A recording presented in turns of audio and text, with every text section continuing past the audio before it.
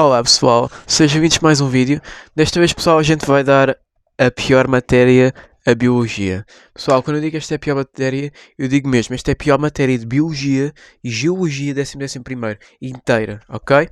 Pronto, então eu estou-vos a avisar isto porque isto é uma matéria realmente não é fácil de perceber. Eu também não sei nada sobre esta matéria, vou mais ou menos aprender ao mesmo tempo.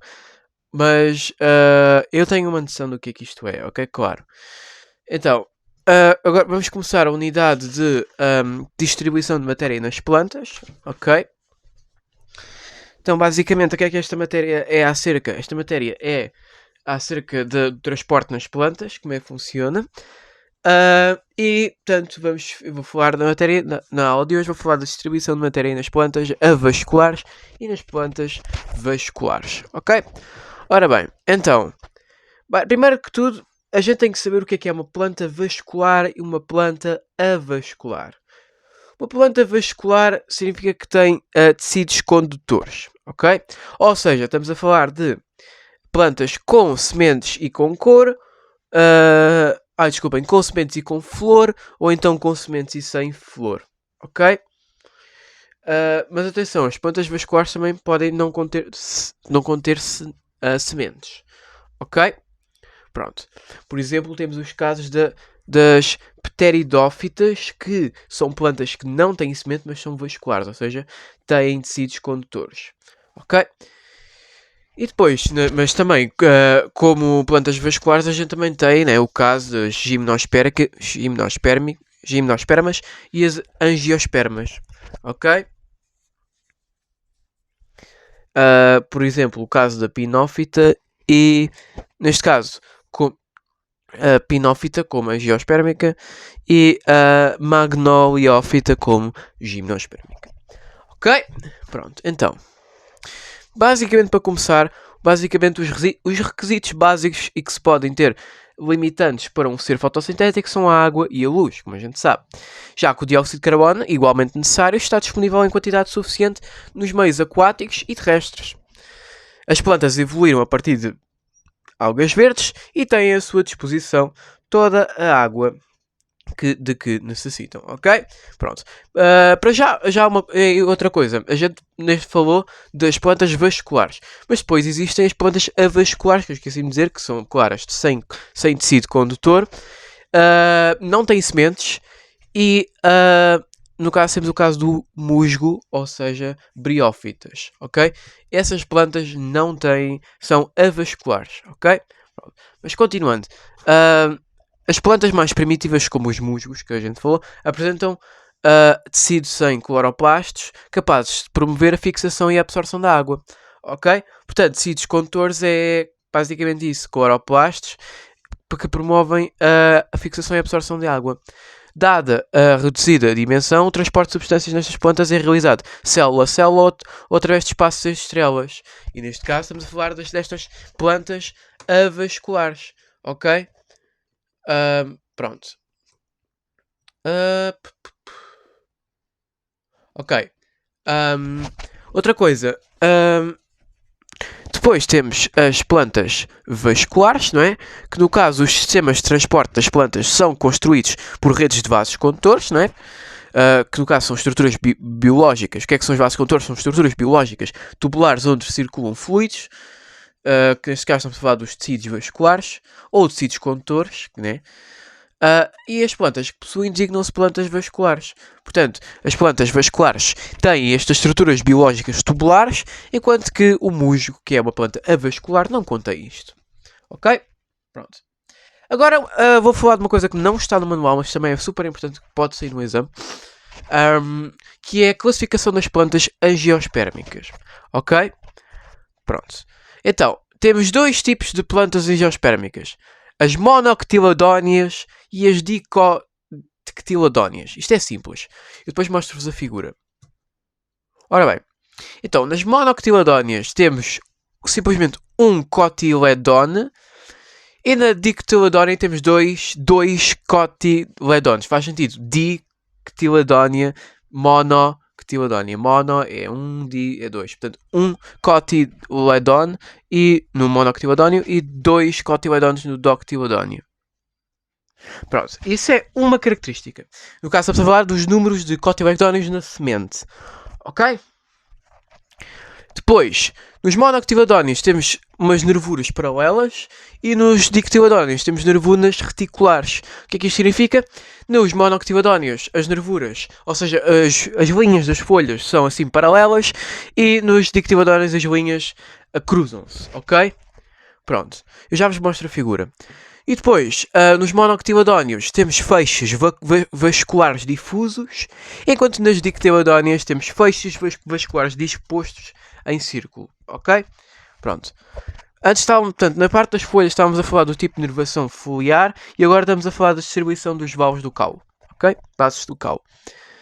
Nas monocotiledóneas temos uma raiz vesiculada ou em cabeleira e nas dicotiledóneas temos uma raiz pivotante ou axial. Neste caso estamos a falar do tipo de raiz, ok?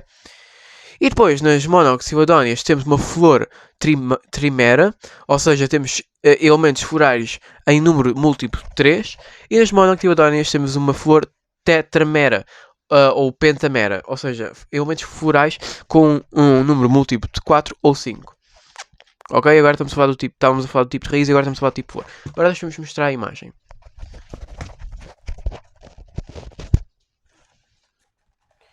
Portanto, aqui temos as monocotiledóneas e aqui temos as dicotiledóneas. Portanto, na monocotiledónea temos aqui o caso dos cotiledones, certo? No caso, aqui temos um mono, aqui temos um dicotiledóneo. No caso, se vocês repararem aqui, a semente está aqui paralela e aqui já está assim, não é perpendicular, mas está assim cruzado. Depois aqui, vocês reparam que aqui há muito mais sementes do que aqui. No caso, isto é o monocotiledóneo, isto é o dicotiledóneo.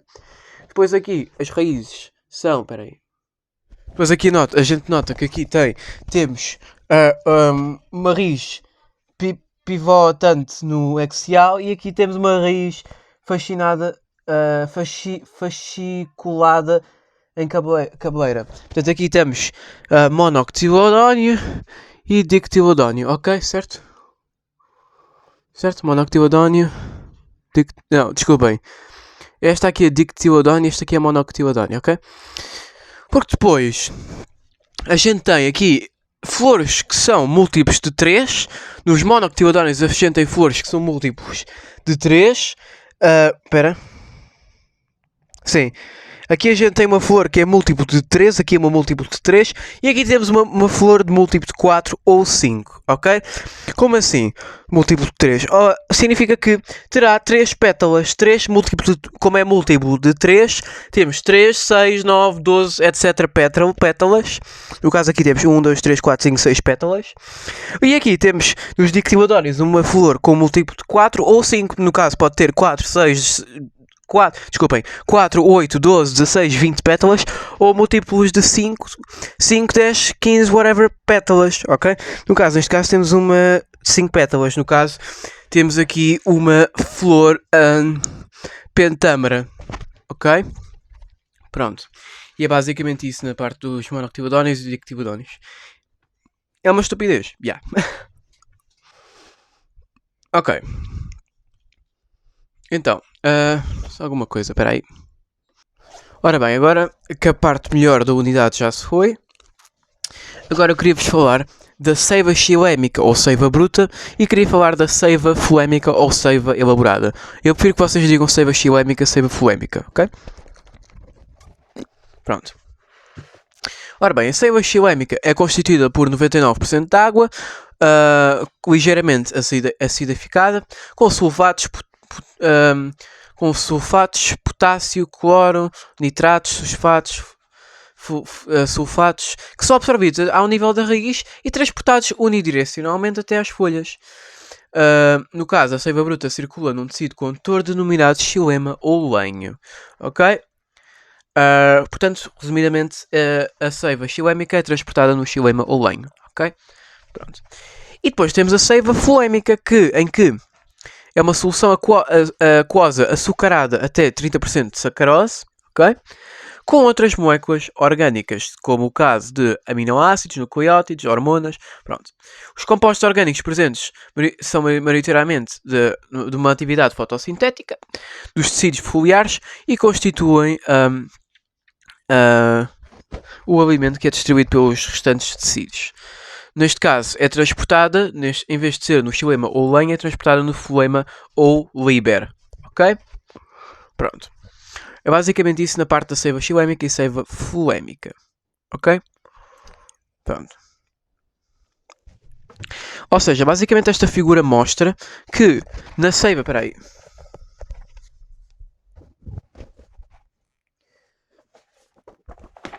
Esta imagem mostra setas vermelhas e setas azuis, né? Neste caso, as setas vermelhas representam a seiva xila, a seiva floémica, e as setas azuis representam a seta xilémica.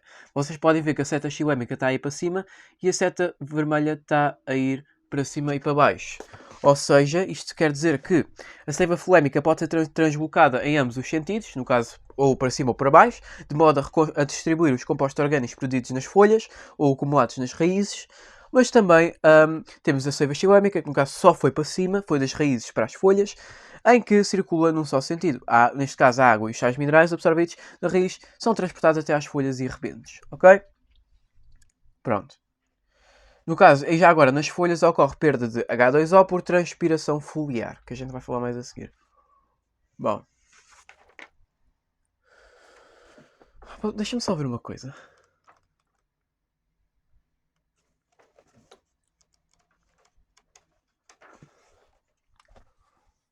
Ok. Bom, antes de continuar, eu queria falar o que é um meristema. Portanto, basicamente, um meristema são tecidos vegetais compostos por células indiferenciadas sem especialização. Ok? Ou seja, apresentam uma elevada capacidade de divisão e estas células geram novas células nas proximidades das zonas de crescimento da planta, com alongamento de raízes e caules. Ok?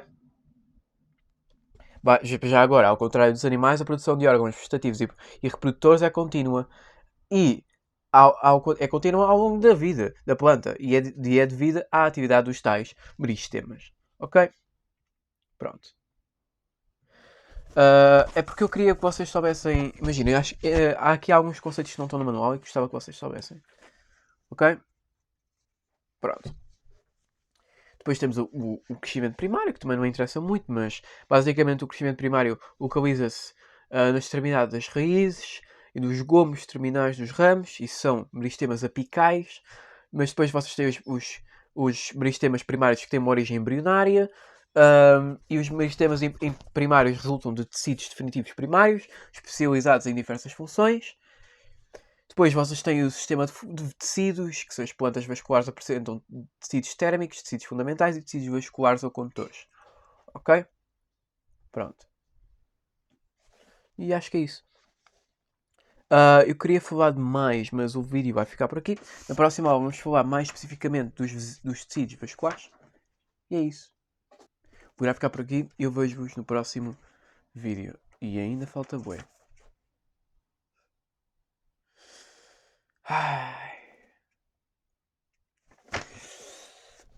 Tchau. Tchau.